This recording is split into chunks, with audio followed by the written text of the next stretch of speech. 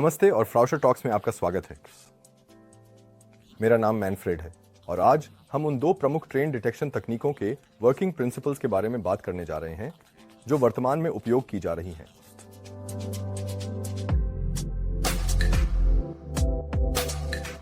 सबसे अधिक उपयोग की जाने वाली ट्रेन डिटेक्शन तकनीकों में से एक को ट्रैक सर्किट्स कहा जाता है। इसके मूल कार्य सिद्धांत इस तथ्य पर आधारित हैं कि ट्रेन के एक्सल कंडक्टिव होते हैं। सबसे पहले रेलवे ट्रैक के साथ उन सेक्शनों को परिभाषित करने की आवश्यकता होती है जहां इस तकनीक को लागू किया जाएगा। इसके बाद एक सेक्शन की शुरुआत और अंत में रेल को काटने की आवश्यकता होती है और संबंधित स्थान पर एक इंसुलेटेड रेल ट्रेंड IRJ डालना होता है। IRJS की बदौलत रेल सेक्शन एक दूसरे से इलेक्ट्रॉनिक रूप से अलग हो जाते हैं। इसके बाद एक इलेक्ट्रॉनिक सर्किट बनाया जाता है जिसमें एक रेल को पावर सप्लाई से और दूसरी को ग्राउंड से जोड़ा जाता है और इनके बीच में एक ट्रैक रिले होता है।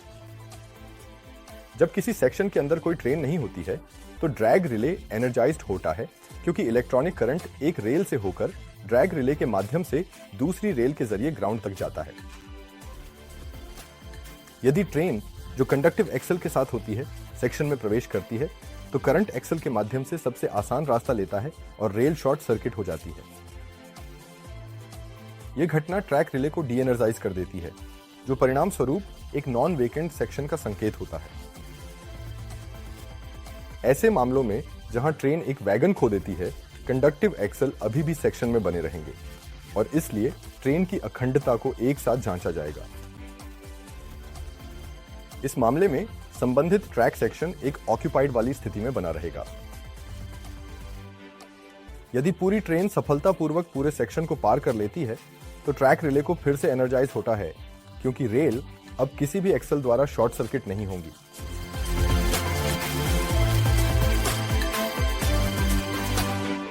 अब चलिए एक्सल काउंटिंग के बारे में बात करते हैं जिसे आजकल ट्रेन डिटेक्शन के उद्देश्यों के लिए अत्याधुनिक तकनीक माना जा सकता है।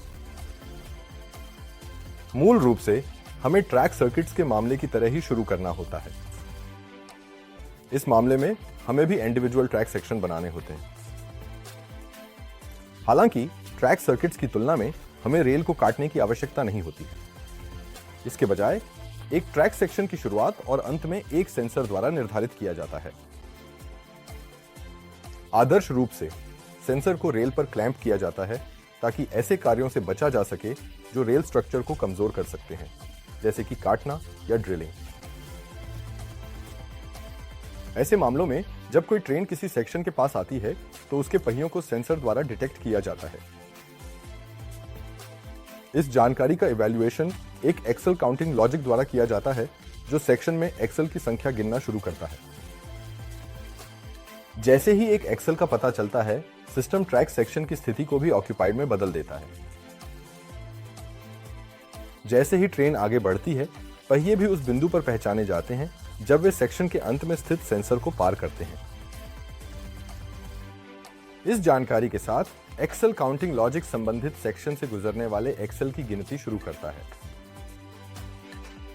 जब अंदर गिने गए और बाहर गिने गए एक्सल की संख्या मेल खाती है तो सेक्शन को फिर से क्लियर घोषित किया जा सकता है। यदि कोई वैगन खो जाता है तो अंदर गिने गए और बाहर गिने गए एक्सल की संख्या मेल नहीं खाएगी और इसलिए सेक्शन एक ऑक्यूपाइड वाली स्थिति में बना रहेगा। ट्रैक सर्किट्स के साथ ट्रैक सेक्शन की स्थिति एक रिले के माध्यम से आउटपुट होती है। हालांकि एक्सल काउंटिंग में अधिक नवीन तकनीक की विशेषताएं होती हैं और रिले इंटरफेस के अलावा विभिन्न अत्याधुनिक इंटरफेस उपलब्ध हैं।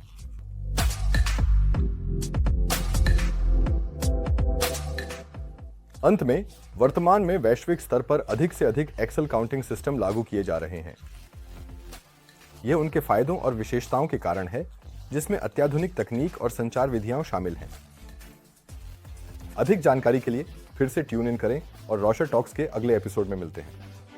लाइक, सब्सक्राइब और शेयर करना ना भूलें।